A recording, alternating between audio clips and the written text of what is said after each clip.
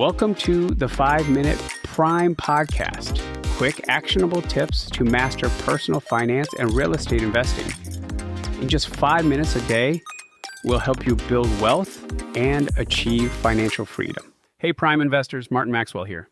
Before we pop the champagne for 2026 and start making resolutions, we need to look at the cold, hard reality of what just happened. If you turn on the news right now to get a summary of the year, you're getting two conflicting stories. Channel 1 tells you the economy is barely hanging on by a thread. Channel 2 tells you the soft landing is achieved and the party is about to restart. I'm here to tell you that both of those narratives are lazy, and if you take them into next year, they are dangerous. We are officially closing the book on what I call the post-pandemic hangover, that messy, volatile period of rapid rate hikes and frozen deals. But we aren't going back to 2021. We have entered a new era. My research team and I have spent the last month analyzing the 2025 data, and we have a name for the phase we are entering: the Great Stabilization. This isn't about survival anymore. It's about certainty. Stabilization might sound boring, but in the Prime framework, boring is profitable. Boring is predictable. Certainty allows us to plan, and today we are going to audit exactly how we got here so you don't make the same mistakes in January. In this year-end special, we are breaking down the macro landscape, declaring the official death of the Syndicator Model and analyzing the lock-in effect, the single biggest anomaly of 2025. Let's get into it. Let's start with the hard data. We just finished our 2025 year-end review. Despite every recession prediction screaming doom for the last 12 months, the U.S. economy is resilient. GDP growth has stabilized near 2%. Unemployment is hovering in the low 4% range. What is the lesson here? The floor is solid, but the ceiling has lowered.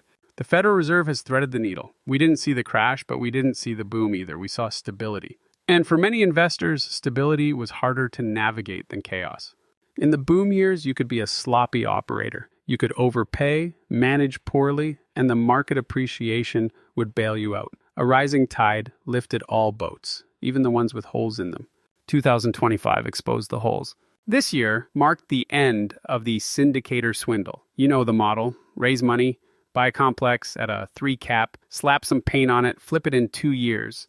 That game died in 2025. And let's be specific about why it died. It wasn't just bad management, it was bad structure. We watched billions in floating rate bridge debt explode this year because operators couldn't refinance when their rate caps expired. They were betting on cheap money returning, and the market called their bluff. The lesson from this year is clear. We have moved from an era of speculation to an era of operations. If you didn't run a tight business this year, you felt it. Now, let's talk about the anomaly that defined the 2025 housing market. Affordability hit its lowest point in 40 years. By all traditional logic, prices should have crashed, but they didn't. Why? Because of the mortgage rate lock-in effect. We spent the entire year with millions of homeowners sitting on sub 3% mortgages. They didn't sell. They couldn't sell. Moving would have meant trading a $2,000 payment for a $4,000 payment on the exact same house. The media called this a frozen market, but in the Prime methodology, we identified this as an inventory moat. This created an artificial floor on inventory that protected asset values throughout 2025. But here's the insight that defined the year for the smart money: high prices plus low volume equals a rental supercycle. Because potential buyers were locked out of ownership, they were forced to rent for longer. The renter by choice became the renter by necessity. If you track the institutional giants this year, the Blackstones, the Starwoods, you saw them make a massive pivot.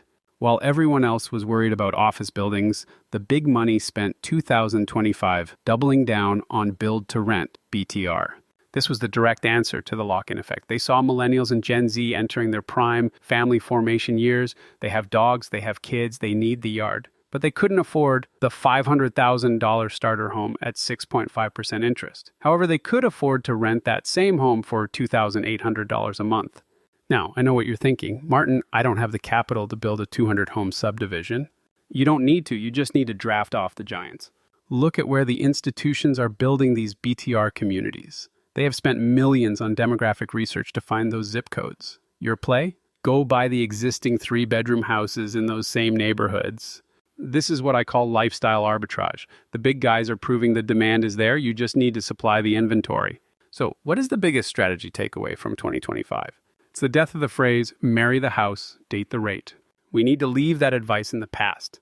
2025 proved that higher for longer is real. Investors who bought deals bleeding cash, praying for a refinance that never came, are now in trouble. The lesson of 2025 is simple. Date the cash flow. In a flat appreciation environment, cash-on-cash return is king. Remember the safety LTV we discussed in episode 110? This year proved why it matters.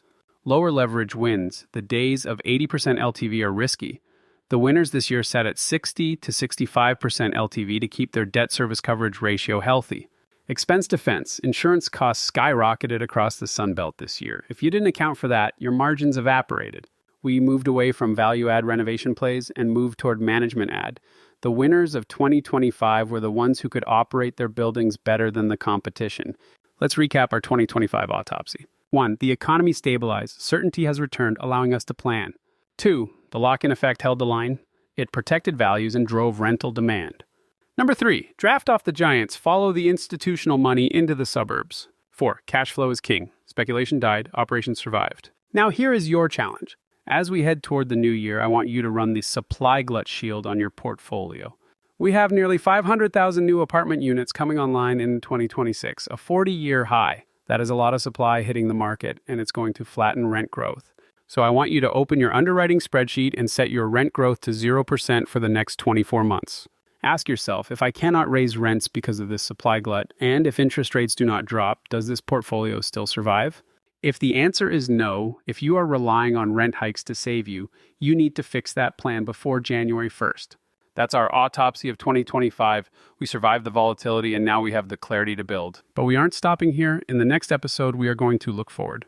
There are 2 niche sectors that are projected to outperform everything else by double digits next year. One is driven by the AI revolution, and the other is driven by the silver tsunami. In part 2 of this series, our 2026 kickoff forecast, we are going to break down data centers, senior housing, and the geographic flip, why the Sun Belt might be cooling off, and why the Midwest is suddenly looking like a gold mine. You do not want to miss that episode. It's going to be your roadmap for the next 12 months. I'm Martin Maxwell. Keep your underwriting tight, stay disciplined, and I'll see you in part 2.